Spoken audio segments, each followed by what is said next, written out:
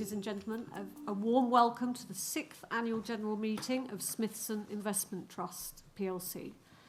I am Diana Dyer-Bartlett, Chairman of the company, and I'm joined by my fellow directors, Lord St John of Bletsoe, Denise Hadgill, and Jeremy Atard-Monchet at the end there, and by our investment managers, Simon Barnard, and in the front here we have Will Morgan. So I confirm that the meeting has been properly convened and a quorum of shareholders is present. I therefore declare the annual general meeting open. So I'll now invite Simon and Will to address the meeting.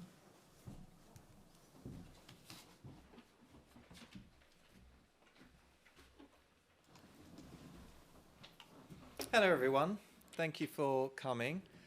Now you're going to notice a recurring theme throughout this presentation, which is that we have been searching far and wide among thousands of small companies to find exciting and different types of businesses to continue driving performance and, importantly, improve the diversification of the portfolio. So I'm going to take us through events of 2023. Then I'm going to go into a review of the last 5 years, given it is now 5 years since inception. And then we'll finish on where we see ourselves today. So starting with 2023, that was a good performance year for net asset value, with it up 13.3% compared to our reference index, the MSCI SMID index, up 9.1%. Now that caps a successful 5-year period with annualized returns of net asset value up 9.2% compared to the index up 8.6%. That is a little below where we'd like it. We'd prefer it to be back in the double digits where it was previously, and we're working extremely hard to get it back there as soon as possible. But we continue to be frustrated at the way that the share price has lagged the net asset value performance. You can see the discount chart in the bottom half of that page. Fortunately, over the last few weeks, that has started to improve, and we can hope that that continues. Looking back more at the events of 2023 then, our top contributors are here on the right-hand side, and the number one was SimCorp. This is a Danish software provider that sells software into asset management companies, and it was acquired by Deutsche Börse about the midpoint of last year, making it our top performer. The next three are all technology companies, and they have a common theme. Nemetschek, Temenos, and Qualys all performed extremely well. This is because back in 2022, which was clearly a poor year of performance for us, much of that was down to the increasing interest rate environment, so that even companies with little fundamental issues saw their valuations compressed by that higher rate environment. And these were three of those companies, which meant that going into 2023, as that pressure alleviated somewhat, we saw those ratings expand and their share prices rebound, making them 3 of our 5 best performers. Recordati was a little different. This is the one and only pharmaceutical company we own. It is different to normal pharmaceutical companies insofar as it doesn't have much primary research. Instead, it tends to buy drugs that are off patent or focus on rare diseases and then plug those into its extensive European distribution networks. But this is quite a big position for us, and so its reasonably good performance in 2023 made it a good contributor to us. On the flip side, the detractors, possibly more interesting. The number one detractor was Sabre. This has been, again, a little difficult for us. I'd say our worst performing holding overall. Sabre was a company based in the US selling software to the travel industry that really suffered during COVID as travel almost disappeared. Now, the fundamentals of the company has been recovering over the last couple of years, along with the travel recovery. But unfortunately, last year, that travel recovery slowed down a bit, particularly in corporate travel, and that brought it in below market expectations and therefore led to a share price decline. As we stand today, we still are optimistic as I'm sure many of you would have observed, the increasing travel you see all around you. That travel is continuing to improve. The fundamentals of Sabre will thus improve along with it, and that in the next 1 to 2 years, we should see meaningful free cash flow coming out of this company once again. Obviously, we're constantly reviewing, in fact, on a weekly basis. So I'm sure if we do see those fundamentals deteriorate, it's not necessarily one we're going to own for a long time. But as we see it today, things are still improving. And then I'll also touch on Massimo. This is a company that we've owned since inception. Actually, we've made money on the position overall. It was the opposite. It was highly successful during COVID. It is a US medical device manufacturer focused particularly on sensors, especially in blood oxygenation. And so that became very valuable in COVID. But more recently, in 2022, they bought a business which was focused on audible equipment, which is a sharp tangent from their core business of medical devices, and one that we found a little confusing until we realized that the founder was refocusing the company on consumer products and was looking for a distribution channel for those consumer products, which they saw in this audio equipment business with outlets such as Best Buy, etc. Now, over the last 12 months, that acquisition actually has not gone well. And further, there was a proxy battle last year where an activist investor got involved. We thought quite sensibly they had some good arguments, which we wanted to also impress on management. So we supported the activist investor through that proxy battle. And during that process, the management were very keen to reassure us that all was well with the business. Unfortunately, very shortly after that battle was resolved, the company came out with a massive profit warning, and we came to realize that management had been far less than transparent with us. So that was, unfortunately, a clear-cut decision for us. We could no longer allocate your capital, our shareholder capital, to that business, and we exited the position. Now let's move on to a 5-year review. The strategy remains, as it always was: buy good companies, don't overpay, and do nothing. So the way that I would like to structure this review is to compare it against each one of those items so that you can see how we have been executing against them. First, buying good companies. Now here is the progression of the key average metrics in our portfolio over the last 5 years. And you can see our main shorthand measure of quality, return on invested capital, has actually ticked up over time. So that, bearing in mind that there have been significant changes in the portfolio over the 5 years, is very positive for us. And in particular in 2023, it reached a high of 59%. I would caution that is skewed a little by one company called VeriSign with over 800% return on invested capital. Excluding that, it is more in the high 20s, but again is an increase from last year, even comparing like for like. You may notice that some metrics, such as gross margin, have gone down slightly in 2023. These are for two reasons. The first is portfolio construction has changed quite a lot over the last 2 years. So to put that into perspective, by the end of 2021, 45% of the portfolio was in technology. And as you may be aware, technology, particularly software, has extremely high gross margins, almost 100% in some cases. So any shift away from that sector will naturally mean a declining gross margin overall.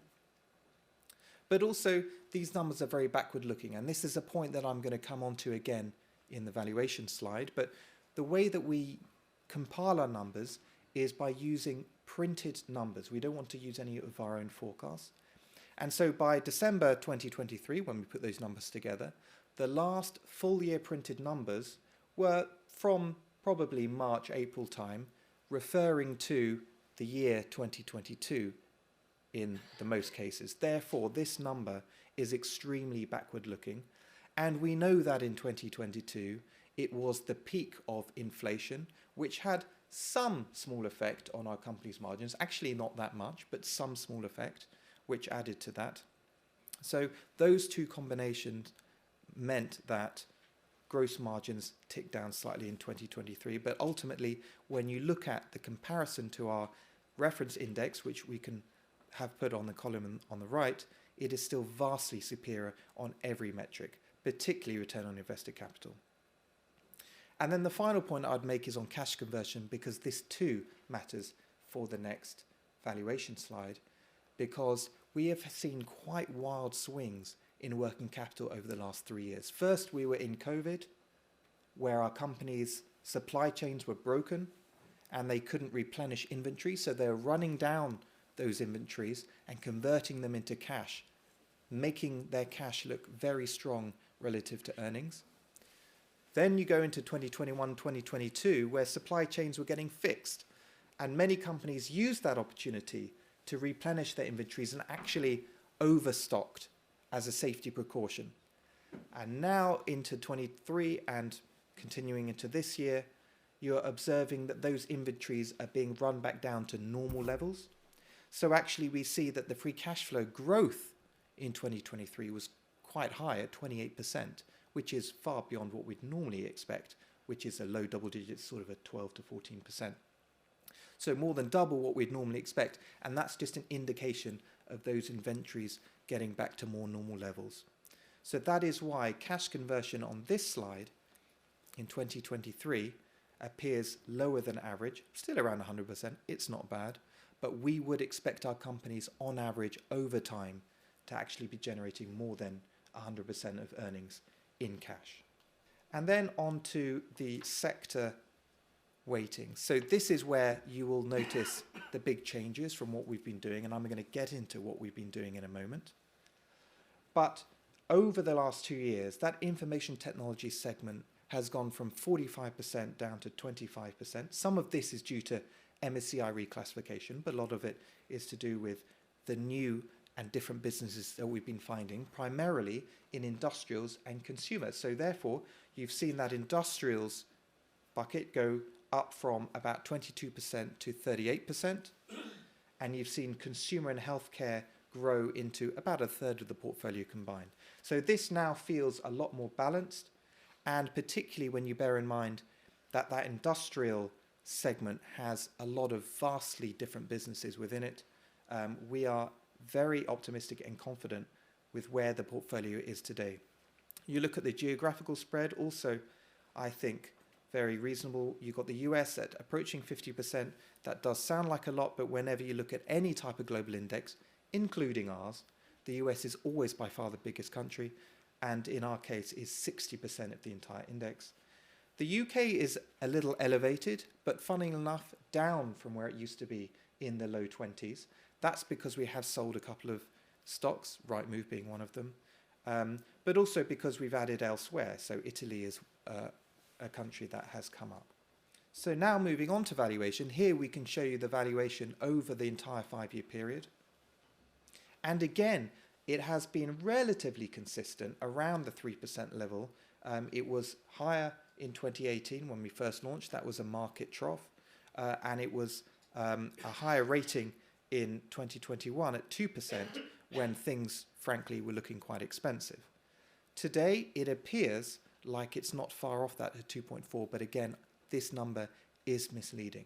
It goes back to what I was saying. The two things being, first, it's a very backward-looking number, so this is more 2022. And second, the working capital shifts mean free cash flow generally was weaker in 2022. If we fast forward to today and look at more relevant recent numbers, actually that free cash flow yield is around 3%.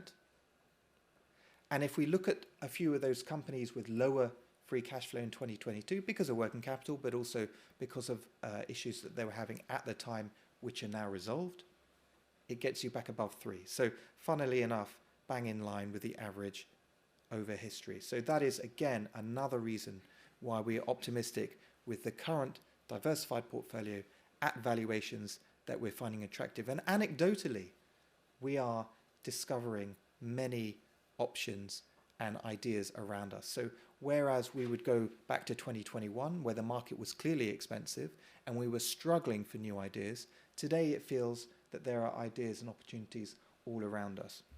And on that point, I wanted to just move on to the next slide, which is what we have been doing. Because there have been some changes, and the stimulus for that changes was really 2022. This was a year in which performance was extremely disappointing for us, and we had to adapt. We had to make sure that to the best of our ability, we made sure that that didn't happen again. So what have we done differently? Well, the first thing is that we have started looking for companies in places that we have never looked before. That means that the criteria of what we are looking for has not changed. So the strategy that we have followed all of this time is still exactly the same. The difference, though, practically, is that we used to use a screen to screen out some of the many thousands of companies that are within our market cap range. As a reminder, that is £500 million to £15 billion sterling. But we realised after 4 years that they were just throwing up the same companies over and over again. And part of the problem in 2022 was that our investable universe, which is the long list that we have constructed of all the companies that we think and have found that are high quality enough for us to own one day, we realised did not contain enough companies to weather us through a storm such as we saw in 2022 and others. I mean, we don't just want to react to a year that's already passed. We don't want to fight the last war, but we do want to close any gaps that we observe during difficult periods. So we've used that difficult period as an opportunity to slightly shift our focus away from a screened universe to frankly looking at everything in our market range. Now, what that has meant is we have looked at thousands of companies over the last 2 years. Now, it sounds laborious, it's actually quite fun, but the problem is that there are so many in the list that you start to really build up a very clear picture of what you're looking for. And the fact that we've done this for 5 years helps as well. So it means that we spend only 2 to 5 minutes on any individual companies, having a quick look at the financials, looking at the market positioning and so forth, and it's very easy to dismiss the vast majority of those companies. But the important bit is, once in a while, you get a nugget which you may otherwise not have found. And in fact, some of the companies that we've added to the investable universe, and some indeed that we've added to the portfolio, have never before shown up in our screens. It's sometimes hard to explain why. Perhaps they just have one metric that wasn't quite right on the snapshot period that you used to apply the screen. But for whatever reason, they didn't show up, but now we're finding them. And it also gives us freedom, because it gives us freedom to be more creative, to look, for example, at specifically companies that did work in 2022. But we don't want to focus too much on that, so why don't we look at ones that worked in 22 and 23, or 22 and 21? Or, in current themes, why don't we look at companies exposed to AI? Or, what we've been doing most recently actually, companies in Japan. And so this just means that we are completely free-ranging. Anything within our market cap range we're willing to look at, and it has thrown up some very, very interesting companies. But importantly, it's made a difference to the portfolio and to our investable universe. To put that into numbers, we started the investable universe in 2018 with 83 companies. We are now at 87. That doesn't sound like a big difference, but you need to look at what's happened underneath. Actually, we've removed 25 of those companies for various reasons. Some have been acquired, like SimCorp.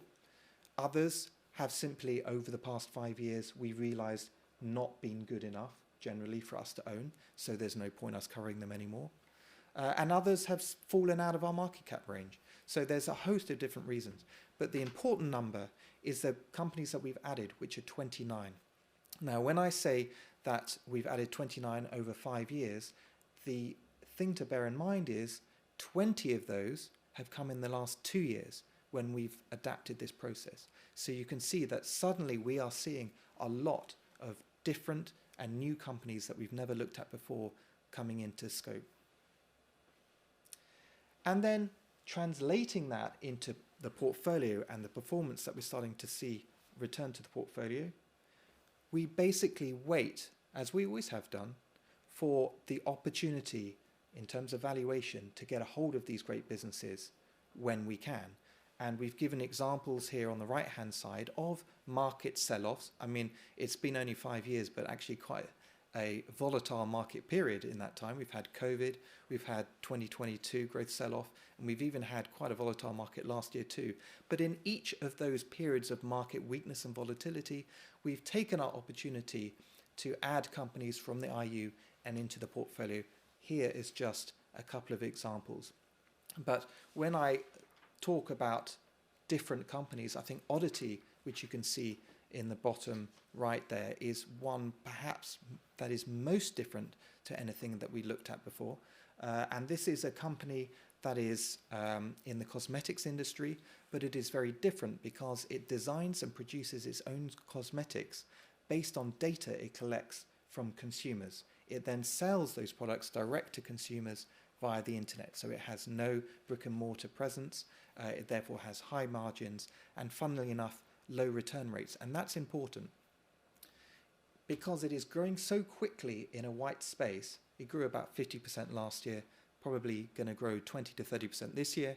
But that white space is available because the heavyweights in the industry, L'Oreal, Estée Lauder, have not focused on selling cosmetics online to new consumers because they felt it's very difficult. And it is difficult. Consumers buying cosmetics for the first time want to go into a brick and mortar store. They want to be helped by a beauty expert, so-called, and they want to test the product on their skin to make sure it's the right shade and consistency. And so selling that online for the first time is hard, particularly if you don't want returns. And you don't want returns because they're very expensive for the company. A returned cosmetics product has to go in the bin, essentially, and so it is 100% net loss. So that is key. Now, Oddity have approached this very differently. They started off as a data collection company, and they have now got over 40 million consumers on their database. And from each of those consumers, they collect up to 50 data points. So they have got approaching 2 billion data points on consumers. Now, other large heavyweight companies, like L'Oreal, Estée Lauder, have told us they too collect data on consumers. And they proudly inform us that they've got almost 10,000 consumers on their database for this internet sales effort. So you can now start to see the difference in quantum of a company that set out as a data company, funnily enough, using AI now to sell products to consumers, compared to the established old guard, who are extremely successful at what they do, but Oddity is just doing something different.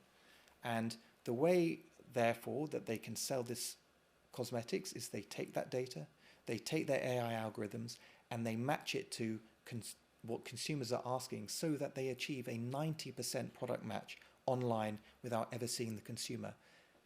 Now, let's compare that to an in-person beauty expert who can only achieve an 80% match. So it's quite remarkable their computers are producing better results than an in-person partially qualified beauty expert. So that is one area, happens to be in AI, that we have discovered through this entire process. And finally, in terms of the review, what have we actually done in each of these 5 years?